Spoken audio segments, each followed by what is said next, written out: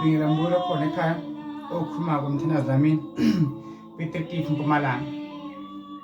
Mbulo khona ekhaya ngithi ukula kubusise akukhanyisele kuvuleke into zakho, umsamo wakho ube muhle kakhulu, yonke into yenzako bese ihamba kahle.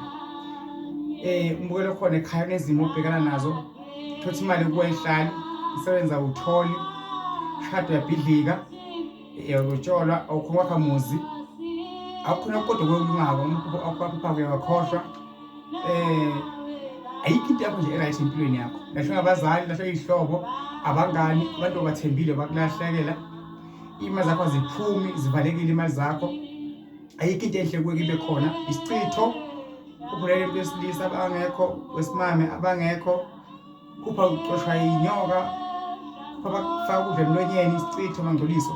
Yonke le moya yamadimoni mayiswe kuwe mbulo khona ekhaya. NjengomThandazi wakho Dlamini okholwa kakhulu emanzini, usebenza kakhulu ngamanzi, nje ukuthi makhanyise alule ingalo yakhe kwenzeke isimanga mbulo okhona ekhaya empilweni yakho.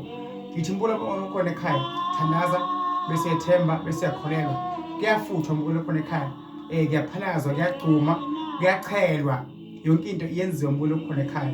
Isintu asinacala, isintu ngesethi nabantu abamnyama mbulo okhona ekhaya. Wonke umuntu okhona emhlabeni isiko lakhe uyaligcina futhi elandelela. Ngithi mbulo okhona ekhaya, nabe umuthi akusebenza losebenzisa. If iwakho zikusebenzela sebenzisa mbulo okhona ekhaya.